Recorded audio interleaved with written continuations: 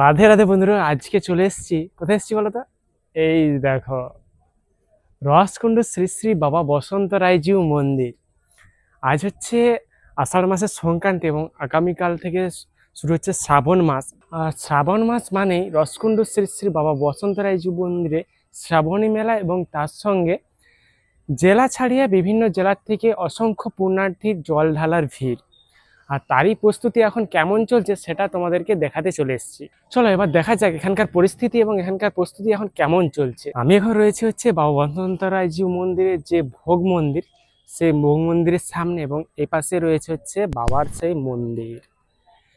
বাবার মন্দিরের এই শ্রাবণ মাসের যে সামনে যে একটা ছোট্ট প্যান্ডেল করা হয় সেটা হয়ে গেছে, যাতে পুণ্যার্থীরা বৃষ্টিতে না ভিজে, সেই কারণে প্যান্ডেলটা করা হয়। আর এই বছরও সেই রকমই করা হয়েছে, সেটাও হয়ে গিয়েছে।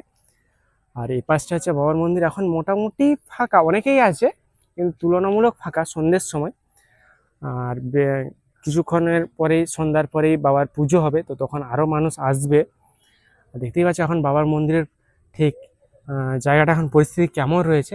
আর এই জায়গাটায় রয়েছে হচ্ছে হরগৌরী মন্দির এবং ঠিক তার পাশে রয়েছে নন্দী মহারাজের মন্দির। যারা রসকুন্ড বাবা বসন্ত রায়জিউ মন্দিরে আগেও এসেছো তারা তো জানবেই কোথায় কি রয়েছে।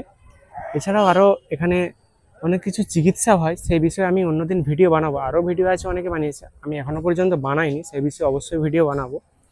তো আজকে এখানকার পরিস্থিতি, এখানকার পরিবেশ এখন কেমন রয়েছে সেটা তোমাদেরকে শুধুমাত্র দেখাবো। আচ্ছা, বাবার মন্দির। আর যেহেতু আমি প্রায় সন্ধে হয়ে গেছে, তো অন্ধকারে সেরকম কিছু হয়তো ভালোভাবে দেখা যাচ্ছে না বা বোঝা যাচ্ছে না। আমার আসার ইচ্ছে ছিল দিনের দিকে, কিন্তু সেটা আমার হয়ে ওঠেনি, প্রায় সন্ধে হয়ে গেছে। সন্ধ্যের সময় তোমাদেরকে দেখাচ্ছি এখানকার পরিবেশটা, এখানকার পরিস্থিতি কেমন রয়েছে।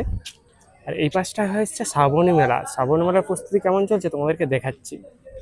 এদিকে দেখতেই পাচ্ছ শ্রাবণী মেলার প্রস্তুতি এখন খুবই জোর কদমে চলছে, একদমই শেষ মুহূর্তের প্রস্তুতি।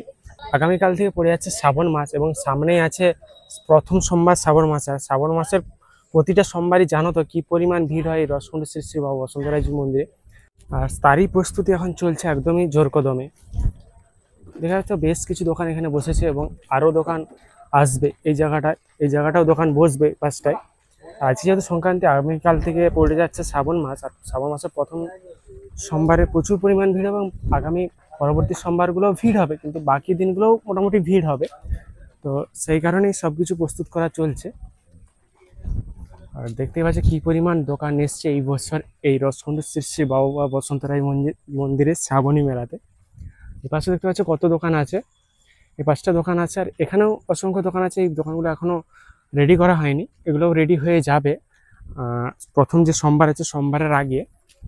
আর এই যে রাস্তাটা আসলাম, দেখতে পাচ্ছ রাস্তার দুপাশের দোকান সম্পূর্ণভাবে রেডি হয়ে গেছে। দোকানগুলো এখন বন্ধ হচ্ছে, যেহেতু এখন লোকজন নেই। লোকজন হবে হচ্ছে সোমবার থেকেই হবে আশা করি। আগামীকাল থেকে শ্রাবণ মাস পড়ছে ঠিক, কিন্তু আশা করি সোমবার থেকেই হবে।